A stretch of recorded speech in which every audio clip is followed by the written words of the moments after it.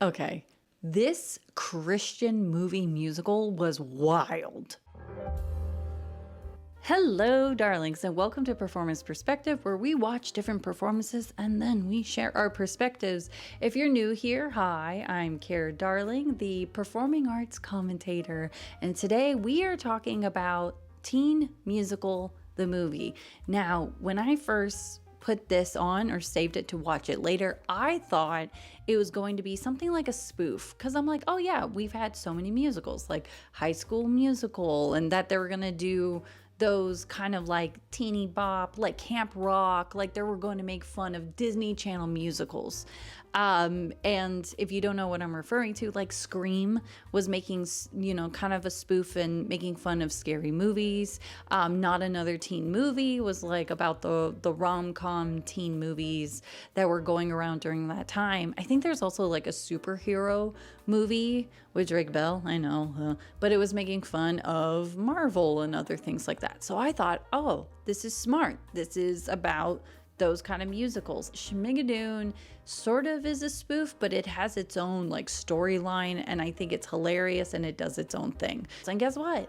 Oh no, it was a Christian movie, and I was shocked. But okay, let me tell you what it's about. When Dr. Alexandra Park finds herself in a pickle after her federal grant for the Inner City Teen Activity Center goes MIA, she decides to put on a show like no other. With the zest of a Broadway director, she corrals her in-house teen talents to create a musical fundraiser extravaganza. Enter Teen Musical, the movie, a delightfully quirky production featuring a musical within a musical that'll have you talking to God and giggle and sin in no time. I don't recommend, but why? First off, it's so long. It's about 2 hours, and a lot of times I was like, okay, can we like cut to it? And the thing is to understand about Christian movies, especially if they're shot within the church, is there's a lot of inside jokes that us as the audience, we won't understand. So there might be things where the scenes go so long, when they play it for, their church, they'll be laughing and enjoying it the whole time, and they know each other. So if there's characters that are a bit sassy with each other, the church is like, oh my gosh, they're best friends in real life. There was a scene that really bugged me, and it was when the teens are auditioning to be in the musical. And so there's two adults, the two main leads, out on the stage singing in my cowboy hat. Thank you, Hannah. Next. They got bitten by the love bug. They got bitten by the Super duper, Kaylee. That's a keeper. Next. pop, popular. Oh, catchy tune, but it's so 80s. You're so 80s. Next. I know, like, why is the main focus on the adults and not the teens when it's called Teen Musical? But whatever. So there's the whole audition process, and the thing is that these kids are really good. Like, they're really this and the adults, their reaction is like eye roll, like they're not that good. And of course, leave it to this one girl to come up and sing a Christian song. It's time to shine, and when I praise the Lord. And they're like, well, at least somebody had to be talented in this group. Now that's what I'm talking about. I told you these kids have talent. Yeah, some of them. And I'm thinking, like, what? They had two girls come in dressed up as Raggedy Anns and did a full-on, like, dance performance. And they were just like, Think it's too late to fly back to New York? Max, what would Jesus do? Jesus would have given these kids talent. And I'm sitting here being like, that was great. What the heck? And then, of course, they have, like, the goth girl where it's like, she doesn't say anything, which I'm like, yeah, we know she's gonna have the best voice. I'm letting go. Shocking, she does, and she ends up being cast as Mary. That's another thing. Guess what the musical is about? And they couldn't think, wow, we have talented kids. You know what? Why don't we have, like, a choir showcase performance and do that? They're like, no, we're going to do a musical about Jesus.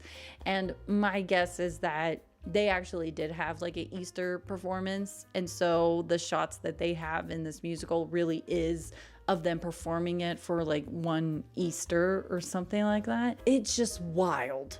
It is wild to me. So again, the premise is, hey, it's summer, there's this place for these teens, and that this doctor, really like a teacher, can't afford for them to stay in there. So she's trying to pay out of pocket. And so she's working jobs as like, you know, like a party princess and things like that. And it's difficult, but she ends up coming up with the idea like, let's do a show so we can all stay here. There's a villain in the show. And the thing is he wants to shut down their club or whatever. Honestly, there were times I just started tuning out because I was like, this is going on so long and I am completely baffled and lost. So I was like, oh, got it. The villain, he wants to shut it down. If you have seen my reaction on TikTok, this guy gets to a point where he's about to murder the teacher lady. And he ends up putting her in a freezer and she's dying as the musical is going on. And it's just, it is doing the most. It is doing the most. It was like, you know what? You had a plot line, but for some reason in Christian movies, they can't just be like, okay, cool. We have a good story here. And then we stick to that. They're like, you know what? We're going to get all crazy here. Cause it's almost as if they want to live out these things that, you know, no good Christian can do. Now hear me out. I actually do like Christian movies. I do. I think one I like is Fireproof. That's one I can name, where it's like it could be a really good storyline and I'm like, all right, I dig it. This is cool. And then the rest, I'm just like, they just go from totally fine, totally like, all right, this is chill, to like the extreme. But yeah, spoiler, don't really care because I don't really want you to waste your time except to just go to where they try to revive my reaction. Go check it out on TikTok. They try to revive her and it's like this woman was almost murdered and she's like, oh, like with the like other EMT and stuff. And she's like, is the musical still going? It's like, who cares? Who cares? Like, no. And so of course it's like the last sort of like 45 minutes is them performing that musical. And I'm just like, when did you write this? When did you come up with the songs? It's just, it's too much. It's too much. Now listen, they do have talented people in this. I mean, there's this guy, he doesn't have a lot of personality, but it's almost like a Josh Groban wannabe. Like he sounds fine.